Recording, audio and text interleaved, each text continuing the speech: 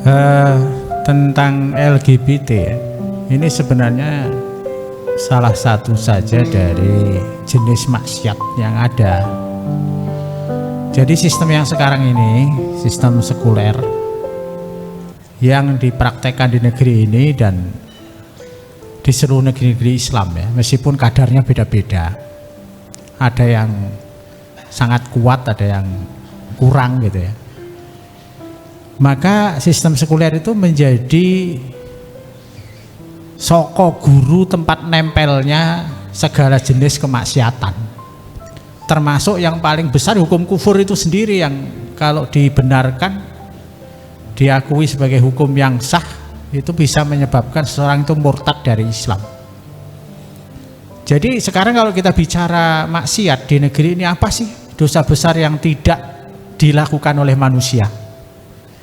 Apa sih dosa yang bisa terbayang oleh akal manusia yang tidak terwujud dari ini di negeri ini? Enggak ada. Murtad itu kan sebesar-besarnya dosa besar, riba, zina, LGBT, judi, miras, membunuh, mencincang, segala macam itu.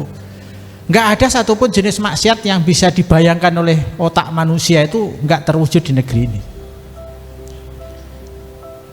Nah, jadi kita nggak mungkin berharap ya kemaksiatan itu bisa dihapuskan kalau soko gurunya sendiri adalah gudangnya maksiat, mbahnya maksiat, yaitu hukum kufur. Karena menurut hukum kufur LGBT itu boleh, buktinya nggak dipenjara, nggak dihukum, ya kan? Paling kalau digerebek yang pesta rame-rame terus mungkin lapor, entah katanya wajib lapor apa lapor saya masih LGBT apa gimana? Ya kita nggak tahu kan, nggak ada sanksinya. Masih mending itu ancamannya Presiden Uganda dulu itu kan. Jadi kalau ada yang LGBT itu laki sama laki di penjara sampai bisa melahirkan anak baru dilepaskan. Itu masih lebih jelas itu. Ya. Kalau menurut syariat Islam kan gampang, hukuman mati selesai. Karena nular itu. Ini mungkin yang pakar-pakar kesehatan dulu bisa kasih penjelasan, ternyata ada datanya kan, bahwa setelah melakukan perbuatan seperti itu ketagihan, sehingga tidak lagi bisa menikmati kalau melakukan hubungan normal dengan istri, nggak bisa ya, karena ada saraf tertentu yang sudah putus. Ya.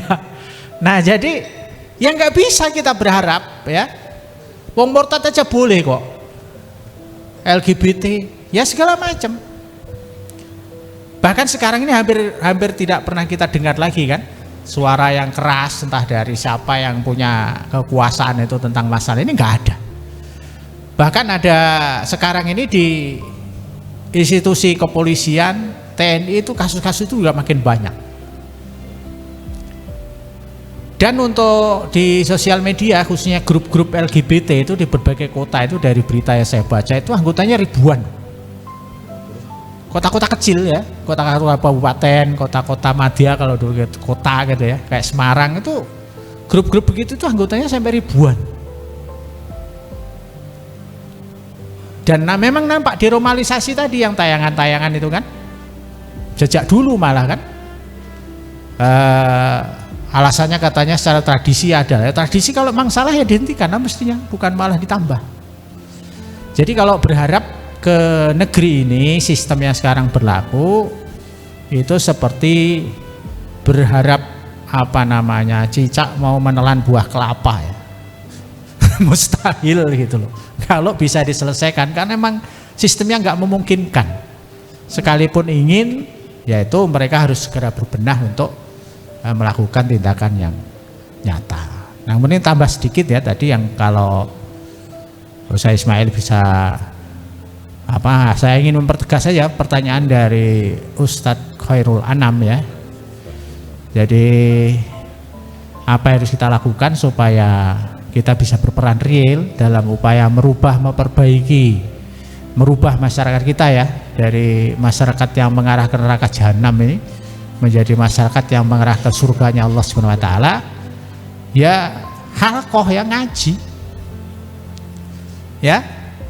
Jadi kalau saya tawarkan nanti kepada hadirin semuanya, khususnya para tokoh yang kalau belum ya terlibat dalam upaya perubahan besar ini bisa segera ya melibatkan diri secara langsung ya, halaqah ngaji, berjuang ya, menyampaikan ini kepada umat Islam seluruhnya untuk merubah pemikiran mereka kepada pemikiran yang benar ya, atau minimal kalau kita punya pengaruh sebagai tokoh di masyarakat, ada masjid, ada majelis taklim, ada apa ya, pertemuan-pertemuan, pengajian keluarga segala kita buka banyak-banyak ya untuk membahas masalah ini supaya semakin banyak orang yang memahami bagaimana mereka harus terlibat dalam upaya perubahan yang merupakan kewajiban paling penting yang diwajibkan oleh Allah Subhanahu wa taala.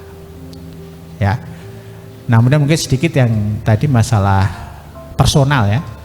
Jadi kalau di dalam kitab Sasya 2 itu ada bab tentang syarat personal, dalam artian mengenai kemampuan seseorang ya untuk menjadi khalifah atau pemimpin. Di antaranya itu 3. Yang pertama itu dari sisi ketakwaan.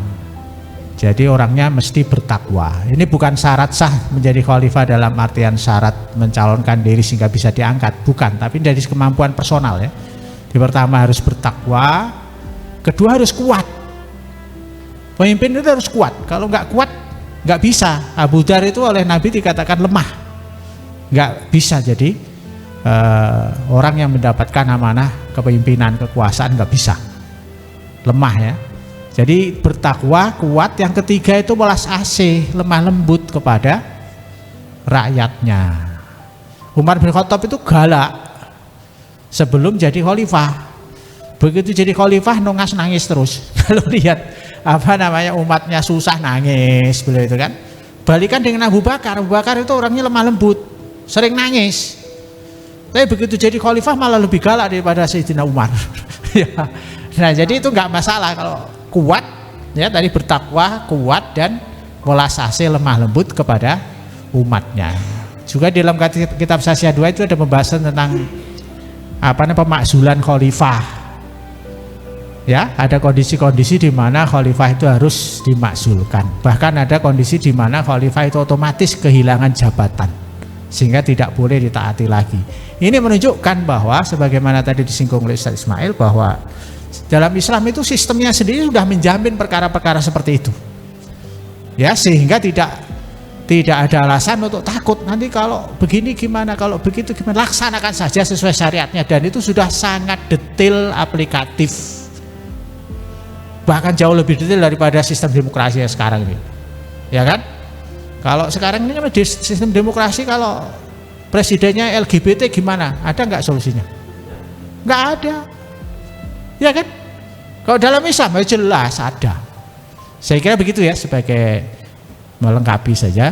Terima kasih. Assalamualaikum warahmatullahi wabarakatuh.